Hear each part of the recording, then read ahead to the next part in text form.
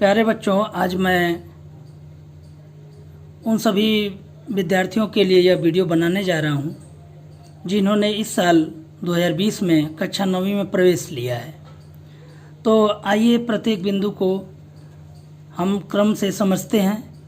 अभी आपने जो 9वीं में एडमिशन लिया है, आपको 10वीं का बोर्ड परीक्षा 2022 में देने को मिलेगा। तो इस समय आपको बताते चलें कि कक्षा 9वीं में आपका रजिस्ट्रेशन होगा, जिसे हम पंजीयन भी कहते हैं। इसमें एक आपको फॉर्म भरना पड़ेगा। फॉर्म भरने पर आपको पंजीयन प्रमाण पत्र प्राप्त होता है और उसी पंजीयन के आधार पर आपको पुनः 10वीं में परीक्षा का फॉर्म भराया जाएगा। तो इससे पहले आप विद्यालय से संपर्क करके आप अपना फॉर्म भर लें। तो आइए कुछ बातों को हम लोग, बहुत महत्वपूर्ण बातें हैं जिसको हमें जानना अनिवार्य है। तो क्रम से हम चलते हैं। तो सबसे पहली बात ये कि आपने कक्षा 9वीं में जब प्रवेश लिया होगा तो उस समय आपने इस प्रकार की एक कक्षा 8 पास करने की एक टीसी आपने विद्यालय में जमा की गई होगी। तो ये टीसी की फ़ोटोकॉपी आपके पास रखी गई होगी। तो बताते चलें कि आपको जो रजिस्ट्रेशन फॉर्म भरना है, ये आपको नीचे फॉर्म दिख रहा है, ये रजिस्ट्रेशन फॉर्म है। और इस फॉर्म को आपको अपने इसी टीसी के जो सूचना है, टीसी में जो नाम लिखे गए हैं, इसी के आधार पर आपको सारी सूचनाएं भरनी है। तो जैसा कि आप नाम में देख सकते हैं, एक मेरे घर का बच्चा है, इसी की मैंने टीसी ली है, इसी के आधार पर इस वीडियो को बना रहा हूँ। इसका नाम विंध्याचल राय है। तो इसी के अनुसार, इस टीसी की सारी सूचनाओं के अनुसार आपको प्रत्येक कॉलम भरना है। तो पहले यह फॉर्म, आप जाएंगे विद्यालय में तो इसी प्रकार का आपको फॉर्म प्राप्त होगा और इस फॉर्म के आधार पे आप सारी सूचनाएं भरेंगे। तो इस फॉर्म में सबसे पहला जो पॉइंट है वो है रेगुलर और प्राइवेट। तो आपने विद्यालय रेगुलर मोड में लिया है, विद्यालय में प्रवेश रेगुलर मोड में लिया है, इस नाते यहाँ पर रेगुलर पे आप टिक करेंगे। दूसरा, विद्यालय का कोड। बिहार में जितने भी हाई स्कूल हैं सबके विद्यालय का कोड 5 अंकों में है। तो जैसा कि आपको बताते चलें कि एक विद्यालय है जिसका नाम Shri Pujan Shastri higher secondary +2 school Narwar Bhagiratha है। इसका कोड है 74093। तो इस कोड को हमने यहाँ भर रखा है। अब आते हैं टीसी में जो नाम दिया गया है, जैसा कि आप देख सकते हैं कि टीसी में विंध्याचल राय दिया गया है। तो हम इससे अलग आप नहीं भरेंगे। जो कुछ भी सूचनाएं, मैं बार बार बता रहा हूँ कि जो कुछ भी सूचनाएं आपकी टीसी में दी गई है, यही सूचनाएं सत्य हैं और इसी के आधार पे आप अपना अक्षरशः मिलाते हुए अपना फॉर्म को फिलअप करेंगे। तो टीसी में नाम है विंध्याचल राय।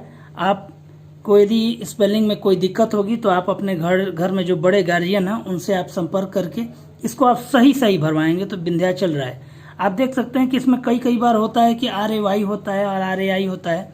तो ये स्पष्ट हो लेंगे कि आपको क्या लिखना है। आपके आधार कार्ड में RAY लिखा गया है या RAI है या आपके बैंक में क्या लिखा गया।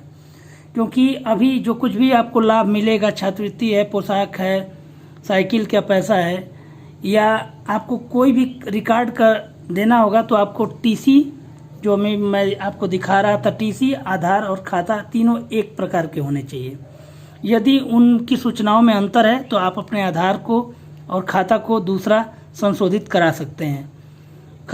आधार नंबर वही रहेगा। आपकी जो कोई भी सूचनाएं आपके इस टीसी से मैच नहीं कर रही होंगी उसको आप बदलवा लेंगे। तो इस प्रकार से आप देख सकते हैं कि ये नाम, माता का नाम और पिता का नाम यहाँ पर साफ शब्दों में भरा गया है। अब आते हैं अगले कॉलम पर, जो कि बहुत ही महत्वपूर्ण होता है। यदि आप इससे, कई बार लड़के क्या करते हैं कि आधार कार्ड से अपना जन्मतिथि भर देते हैं, तो इसमें गड़बड़ी हो जाती है। आधार में कुछ जन्मतिथि है और यदि टीसी में कुछ है तो टीसी का ही जन्मतिथि सही होगा। तो कृपया आप सभी लोग टीसी के अनुसार ही अपनी जन्मतिथि भरें। तो टीसी में आप देख सकते हैं कि 16/9/2004 भरा गया है। तो यहाँ पे मैंने भी 16/9/2004 कर रखा है। अब आते हैं यहाँ पर 10वें कॉलम में। तो यहाँ पर सभी लोग भारतीय हैं, तो यहाँ भारतीय पर टिक लगा हुआ है। आगे हम देखेंगे कि 11वें में कास्ट कैटेगरी दिया गया है। तो कास्ट कैटेगरी में जो लोग सामान्य वर्ग से आते हैं जनरल पे टिक करेंगे। जो लोग BC1 में आते हैं, ध्यान देंगे, कई बार ये बार बच्चे कंफ्यूज हो जाते हैं कि BC1 है और इसमें BC1 और BC2 का कॉलम तो दिया नहीं गया है। तो हम बताते चलें, BC1 को ही EBC भी कहते हैं और BC2 को OBC या BC भी कहते हैं। तो BC1 वाले बच्चे जिसमें कई जातियों के जैसे मुस्लिम में खान पठान को छोड़ के और सभी लोग बीसी इसमें ईबीसी में आएंगे, और बीसी 2 में यादव, कुशवाहा, कुर्मी, ये सभी लोग बीसी 2 में आएंगे।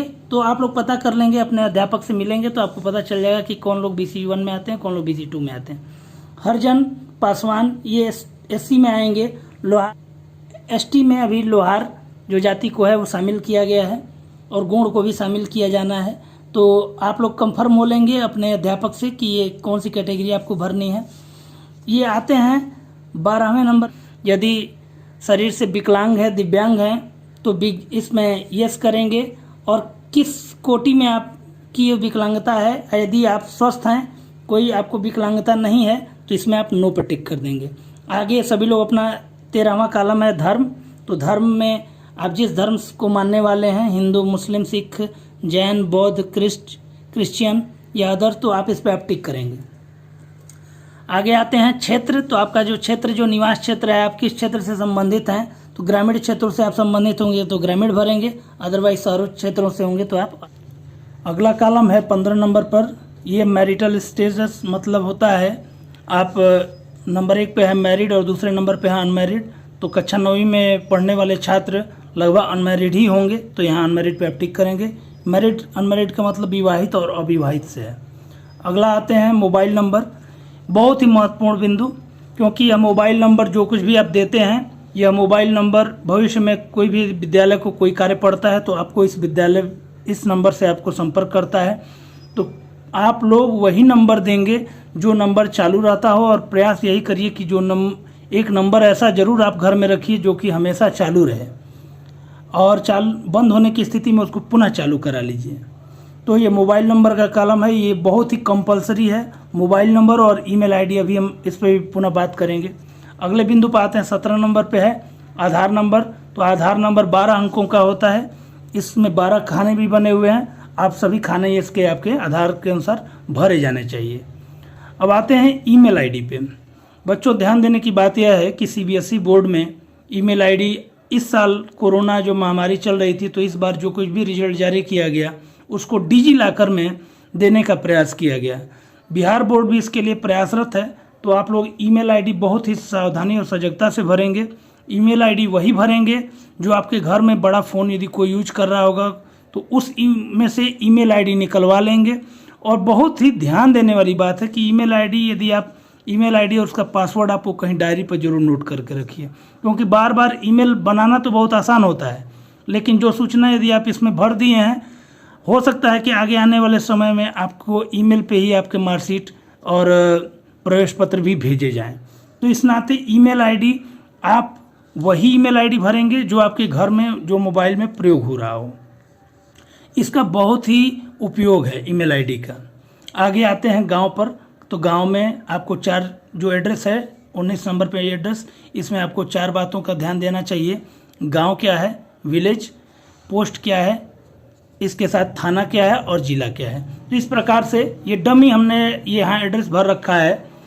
तो इस प्रकार से जो कुछ भी होगा, आपका भी गांव होगा, पोस्ट होगा, थाना होगा, डिस्ट्रिक्ट होगा और पिन कोड। तो ये पूरी की पूरी सूचनाएं आप स्पष्ट रूप से आप फॉर्म में जरूर फिलअप करेंगे।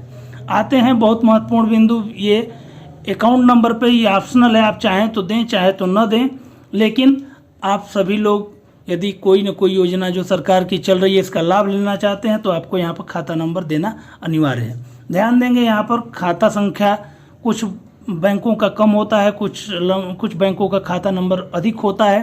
तो इसमें खाने बने हुए हैं।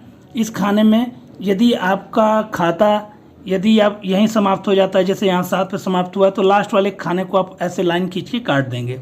यदि आपका खाना ये कम होता है तो आप देख सकते हैं कि यहाँ जगह दिया गया है, यहाँ पर आप नया खाना आप बना के और अपने खाते को भर सकते हैं। तो इस प्रकार से खाता नंबर देते वक्त खाता और आधार नंबर 2 बार चेक कर लेना चाहिए जब आप फॉर्म जमा करते हैं।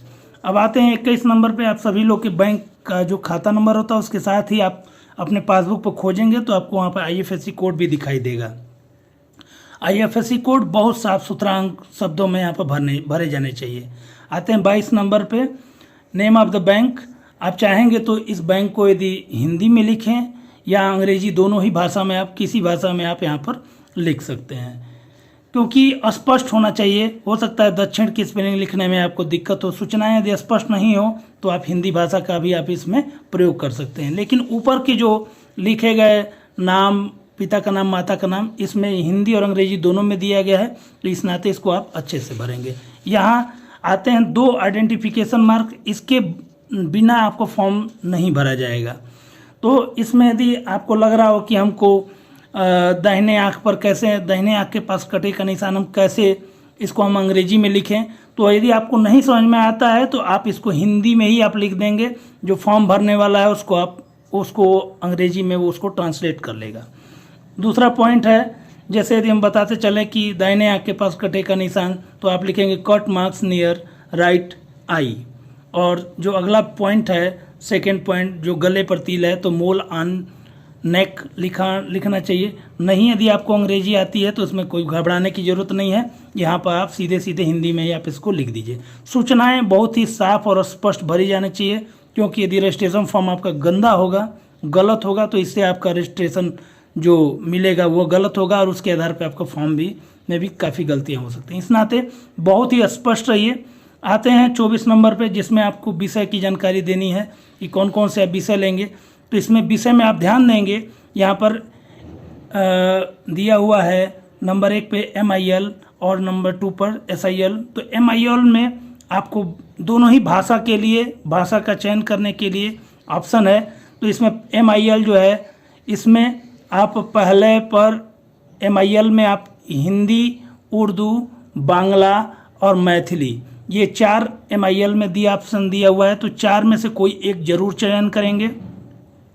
ध्यान देंगे, यदि आप हिंदी चयन करते हैं तो दूसरे वाले में आप ये जो हिंदी NLH दिया है, इसका आप चयन नहीं करेंगे। हिंदी के साथ आप संस्कृत लेंगे या अन्य कोई भोजपुरी भी ले सकते हैं, पर्शियन भी ले सकते हैं।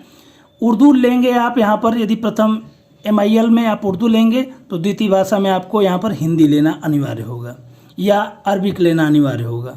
ध्यान देंगे। तो इस प्रकार से आपके पास पूरा स्वतंत्रता है कि आप कौन से इसमें विषय का चयन करेंगे। तो प्रथम में हिंदी, उर्दू, बांग्ला और मैथिली में से कोई एक विषय, एक भाषा चयन करेंगे, और दूसरे में SIL में भी, इसमें से भी आप कोई एक भाषा का चयन करेंगे।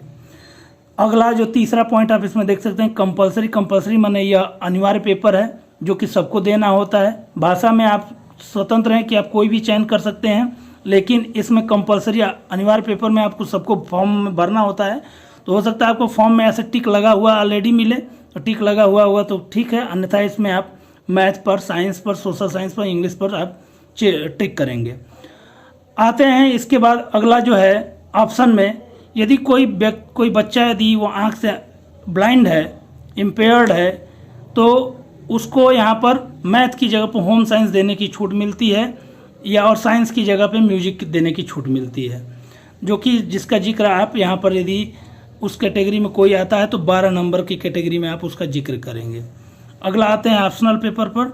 ऑप्शनल पेपर में आपको कई ऐसे पेपर मिलेंगे जिसका चयन आप कर सकते हैं, आगे इन विषयों का आपको लाभ मिलेगा।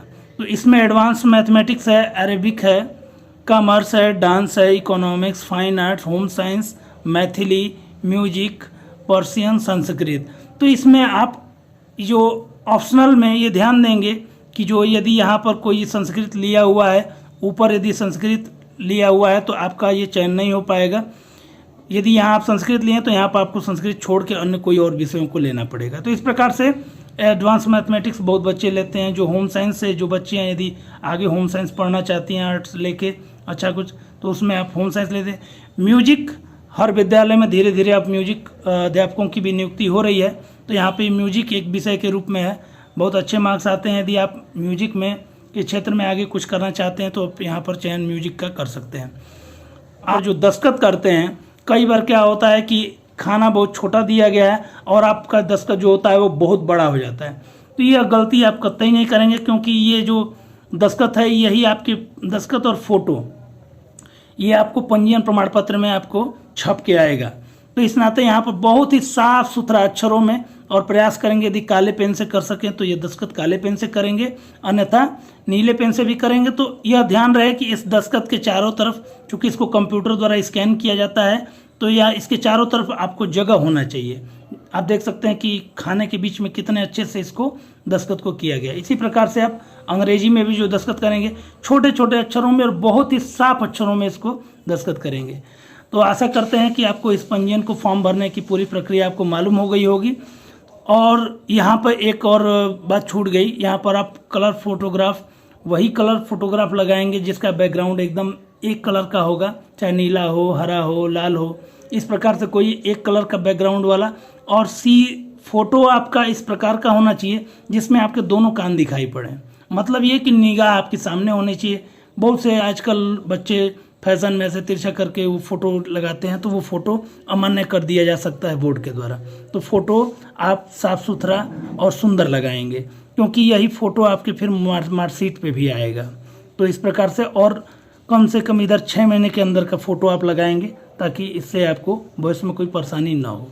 तो आशा करते हैं कि यह वीडियो आपके लिए महत्वपूर्ण साबित होगी, और इस वीडियो को आप अन्य जो आपके दोस्त मित्र, कोचिंग के भी दो दोस्त मित्र हैं, उन तक आप शेयर करेंगे, ताकि सभी लोगों को स्पष्ट रूप से इस फॉर्म को भरने का जानकारी प्राप्त हो सके। इस वीडियो को अधिक से अधिक लोगों तक शेयर करेंगे। बहुत बहुत धन्यवाद।